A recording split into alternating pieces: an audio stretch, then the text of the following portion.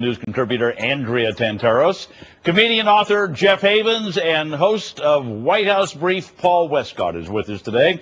So let's start with this turmoil in Libya, because this week President Obama, boy, he got my attention. He's marching through all these things that are very diplomatic, and then he said the bloodshed in the country of Libya was outrageous and unacceptable, of course.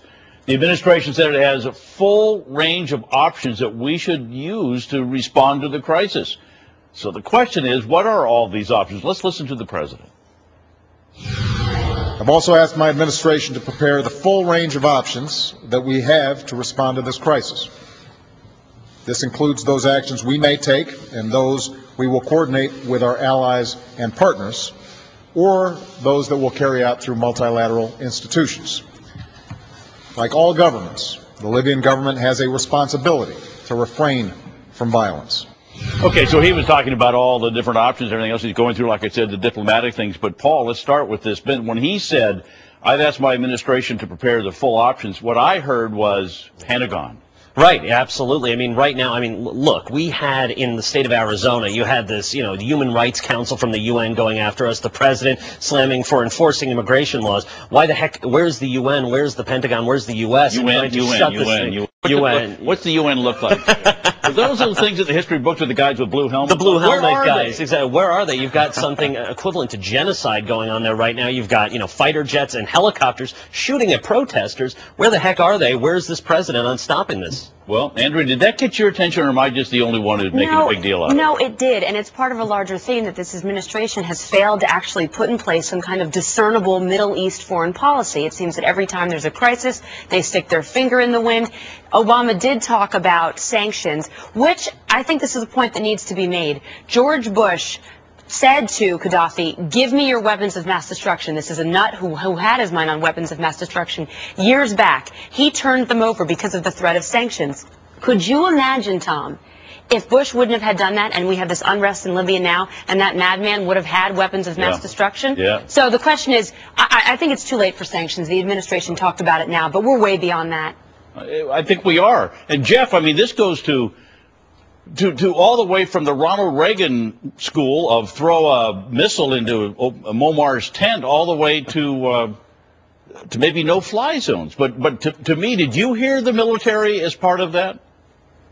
No, I actually didn't. I think he said full range of options, and what he meant was the options that we have. And one option I think we flat out do not have is to get in there militarily right now. This is their fight. And more importantly, Al-Qaeda is not a threat in any of the countries that are currently in unrest in North Africa and Middle East. If you put our military in there and give them an opportunity to start saying that we're trying to shake things up, you're going to give them a reason to be in those countries. We need to let the Libyan people do this for themselves. Gaddafi is going to be out of power in 2 weeks, whether or not we're in there or not. We should sit back. I think we should do exactly what we did in Egypt. Sit back, wait for the revolution to happen, and then step in, help them transition into a democracy that they're asking for. That's not what we did in Egypt, but... Well, and I disagree with you. We didn't come in militarily in Egypt. Here's the other part of that. On one hand, we said we don't want to meddle because the people in the Middle East don't like us. On the other hand, what they don't like about us is that we never do anything. We talk and then nothing ever happens. Well, we talk, and we talk with mixed messages. We've been doing that with Israel. We did it with Egypt. Again, there's no discernible, clear-cut Middle East strategy. Say what you want about George Bush.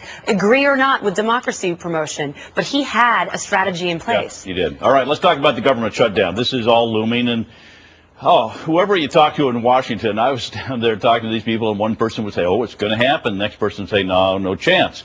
But there's a deadlock over these whole budget proposals. So, Andrea, do you want to is it a flip of the coin, or is there definitely a government shutdown coming? And if there is, so what? Well, as a conservative, I secretly, behind closed doors, cross my fingers and pray that the government shuts down to stop them all from spending. But, Republicans have to be very careful on this. Democrats are out there saying Republicans want a shutdown of the government. They need to message that a totally different way, which is, look, we want to balance the budget. Democrats don't, and put the onus on them to be financially responsible. Republicans have never been really good at messaging. That's one of their problems. Well, a little bit, and they can't afford to lose this one, because people don't like when it shuts down. I made a comedian laugh. What was so funny about that?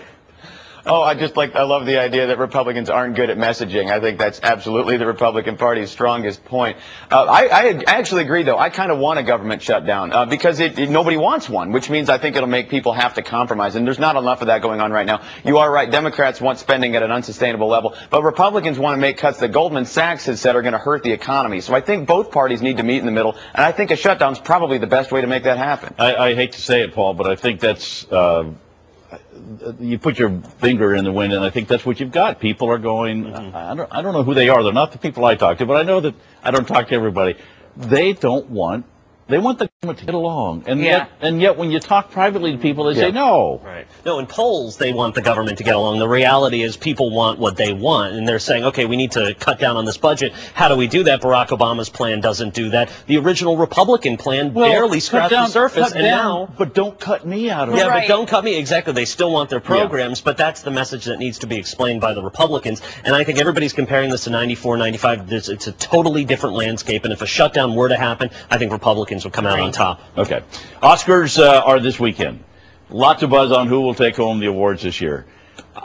I used to go and watch the top 5 every year. My wife and I would make sure we'd go see the top 5 before Oscar night and everything else. Now they got 10. I can't do it. You got a favorite? Oh, gosh, there's so many. Well, I like The King's Speech. I think that's going to be my number one. I think that's the number one across the board. I did see Social Network the other day. Great movie, not the best film of the year. Okay. Andrea, now, here's the other part about it. This is usually right up there with the Super Bowl for the most watched show, and yet everybody poo-poos Hollywood. Well, I'm sort of shallow in the sense that I watch the pre-Oscar shows just to see what they're wearing, but not as much as what the movies and who won, and listening to their political rhetoric as much as I want to hear Alec Baldwin lecture me on what I should be saying on the Tom Sullivan show. I agree with you. I like King's Speech. I'll probably hang around and again just watch to see who drinks how much, who's drunk, what they're wearing. Who says something dumb and so forth. Right. Jeff, what's your take on the Oscars? One thing in America, we come together for the Oscars for some reason. Absolutely, and I agree with everybody. The King's Speech, I used to be an English teacher, so it's kind of near to my heart, but it's also the only one of these I've seen, which is why I think it's going to win. Runner-up, though, is The Fighter. I haven't seen The Fighter, but I was in St. Louis last week, and I actually met Mickey Ward and Dick Eklund, the guys that the movie is based on, and they're in their 60s now, and I don't want to brag or anything, but I think I could take them. I think I got a pretty good shot of beating up a 60-year-old dude. I don't know.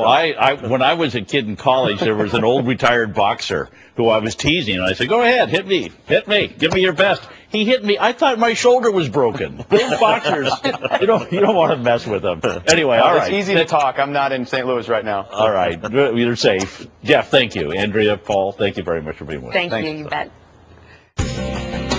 Your chance to win at Comment Roulette is coming up after the break. Stay tuned for more of the Tom Sullivan Show on the Fox Business Network.